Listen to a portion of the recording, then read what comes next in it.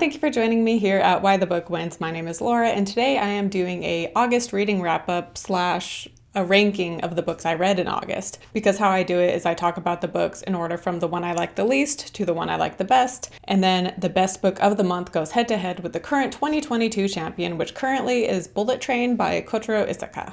And like I said, I read 8 books this month, and I just wanted to brag real quick that I've been doing really good with my reading, and I had to bump up the number of books I want to read by the end of the year because I was already getting so close to hitting my goal. So I officially bumped up my goal books to 100 books for the year. And I think it's very doable. So this year's reading has gone much better than planned. And if you clicked on this video because of the title, you are in luck because the Colleen Hoover book I read this month is the first one I will be talking about because it was my least favorite book of the month. But this was one that was recommended to me. Someone commented on my Verity Book Rant review video and they commented recommending Layla by Colleen Hoover. And so I am glad they recommended this because I had never heard of Layla. Everybody is talking about Colleen Hoover all over the place, but I've never heard anyone mention this book before until she commented it. I will say the reveals in Layla were much better done. Much better done, is that a phrase? They were better done, more well done than Verity, because in Verity, like the reveal, the twist, whatever you want to call it at the end was terrible and I hated it. Whereas Layla, like I actually liked the reveals that happened. Having said that, I still had a lot of issues with this book. Like the main character, for one, he's written like we're supposed to like him and we're supposed to want this like romance that's happening through the book. It's written in a way where we are supposed to want these people to end up together and it's supposed to be romantic, but it is not romantic. And I know Colleen Hoover, a lot of her books deal with writing about like, you know, toxic relationships, but this one is not written like it's a toxic relationship. It's written like it's one that she wants us to be invested in and we want this romance to work out, you know? And it was just the two people that are in love in this book do terrible things to the third person involved, and yet we're supposed to feel like it's all justified, which is super messed up. And also Colleen Hoover has a habit with this in Verity.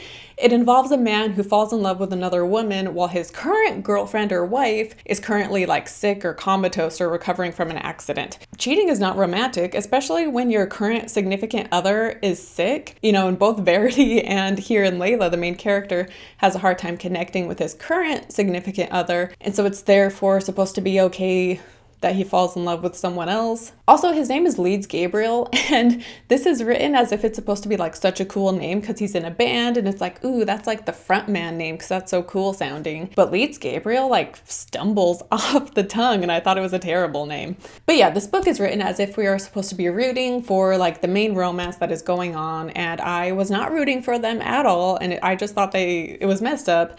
And I also had a lot of issues with the ending. I am going to keep it spoiler free here though, but if you want my spoiler thoughts, you can check out my Goodreads review because I do get into spoilers in that. So I will link to my Goodreads down below. If you follow me, then you'll see my Goodreads review where I have spoilers as to my issues with this book. But basically it's one of those romances where it's like, this is not like a healthy romance, but it's written in a way as if we're supposed to be cheering for them and rooting for them. And with books like that, I worry about like younger people reading it, thinking like, wow, like this is what a romance is supposed to be. And then they just like get these wrong ideas in their head and then they end up falling for someone who has a ton of red flags or who is not a good person or whatever, but they don't realize it because based on books they've read, this is what they think romance is. And I guess if you're someone who has real life examples of a healthy relationship, then that's not really an issue, but plenty of people out there grow up without having healthy examples. And so that combined with like books like this they might be reading, they're going to end up in bad relationships because that is what they think is romantic, or that is what they think is how relationships should go. So that was number 8. Moving on to number 7 on my list is Billy Summers by Stephen King. This one is one of his newer ones. It came out in 2021. And honestly, I'm kind of surprised I'm putting it so low on this list, but like the longer I've sat with this one, because I've read it a couple days ago, I finished it a couple days ago, and the longer I've sat with it, like the more I just am not a huge fan of it. I don't hate it, but I just don't love it.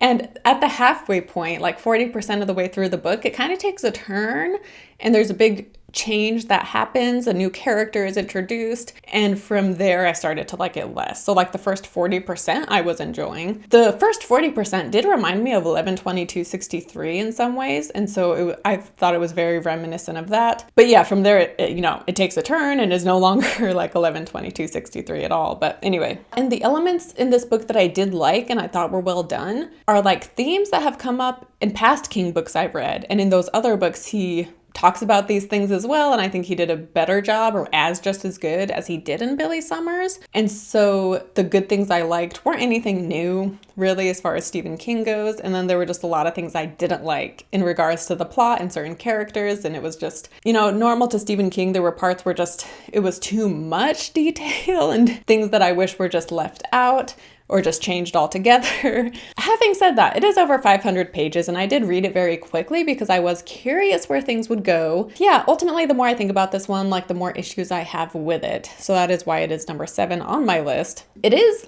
not horror at all. It's about a hitman who's doing one last job, and so, that trope of, the one last job and something always goes wrong and blah, blah, blah, and they can't retire the way they thought they would and things get more complicated. And so I love that setup, like I said, but then partway through it just takes a turn, and I didn't love that. But I do love the cover. That is why I chose to read this book, is because 1, it was Stephen King, and 2, it has an awesome cover. So that's something, I guess. But anyway, I would still recommend this, especially if you're fans of Stephen King, but it certainly wasn't the best of his books that I have read. And then number 6 on the list is the other Stephen King book I read this month. I read 2, and this one is The Girl Who Loved Tom Gordon. And fun fact, this is the first Stephen King book I ever read. I read it when I was 14 or 15.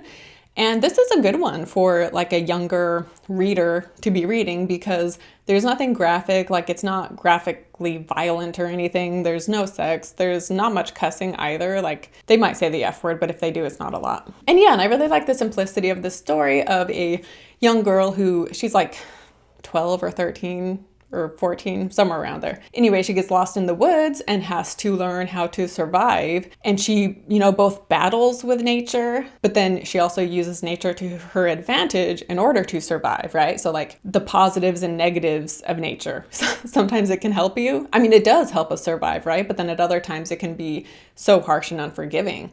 So I do really like the story. I enjoyed it a lot. And there is a supernatural element, but it's more symbolic than anything. Yeah, it's not scary. And I think this is a great one if you have younger kids, once they're 12, 13, 14, this would be a great introduction into Stephen King for them. And now I am happy with the order I put those bottom 3 books. The next 5 books, though, I had such a hard time figuring out what order to put them in because they were all really good. And especially my top 3, I really struggled with. But all 5 of these, I was just man, this one feels like it should be higher, but then I really want this one to be higher up instead. And yeah, anyway, I had a hard time deciding, but as of right now, this is the order they are in. And so number 5 is Do Androids Dream of Electric Sheep by Philip K. Dick, which I feel like this one should be higher on the list because it is so iconic and so groundbreaking and it's so well written, and I really loved it. And there is just so much to think about and very symbolic. And I love the world Philip K. Dick created here.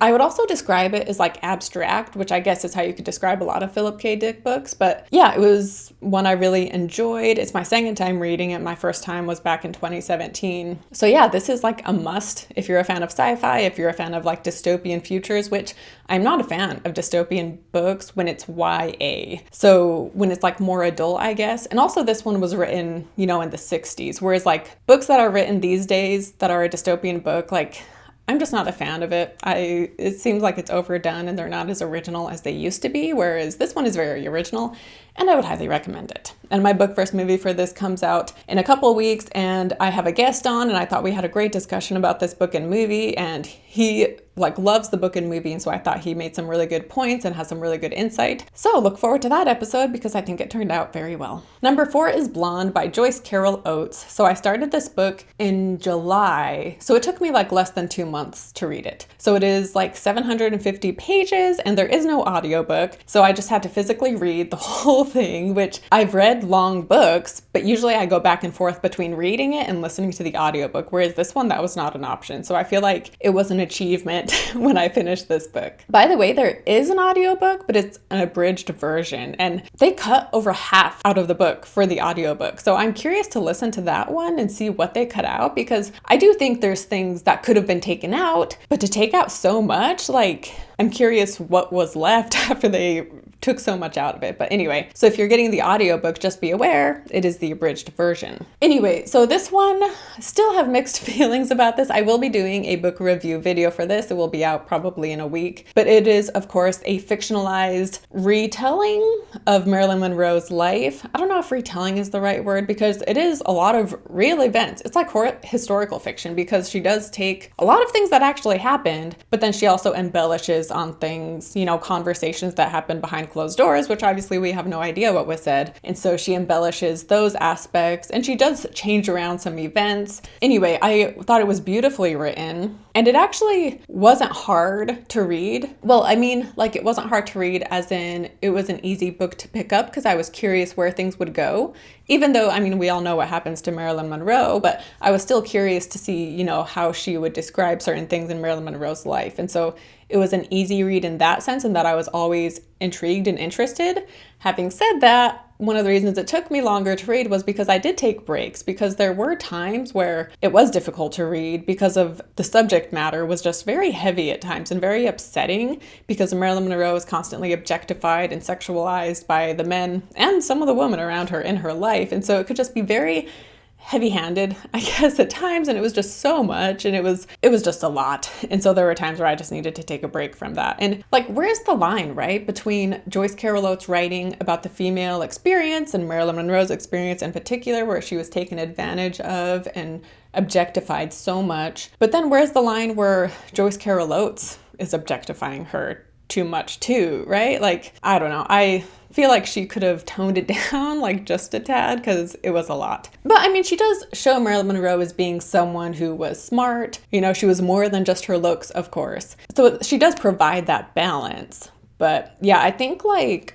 around maybe 25% up until the 50% mark, maybe in those sections is when it was just like the most. But then at the end, it gets really bad too, and it's just so sad and depressing. But yeah, all in all, I would recommend this, but I wouldn't recommend it to just anybody. Like, I would have the caveat of saying that there is a lot of difficult sexual content, because we're in the male perspective so much, and it can be just kind of upsetting. So I would have that caveat, and so if you're okay with that, then you should read it. And number 3 on this list is Notes on an Execution. And I read this book because Read with Cindy, in her mid-year freakout book tag video, she said this was the best book, I believe, that she had read all year.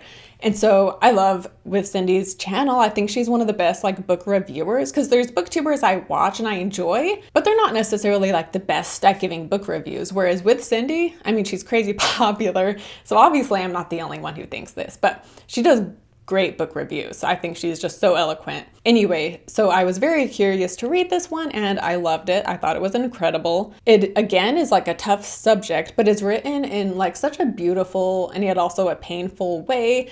And it is about like our obsession with serial killers, basically, and about how their victims lose their identities and just become the victims.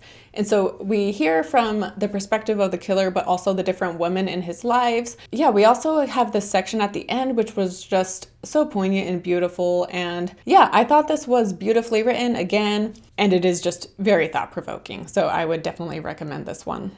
Also, this one, like, it's not scary. However, the first night, like, when we read about Ansel's mom, which Ansel is the killer, and so the section involving his mom, that night, I ended up having a nightmare about it, which surprised me, right? Sometimes, like, it's not the books you think that would give you nightmares. But anyway, would still recommend this book. Next up is the book we have been hearing about all over the place on Goodreads, on BookTube, on Bookstagram. I do not have a TikTok, but I'm assuming it's all over the place on TikTok as well.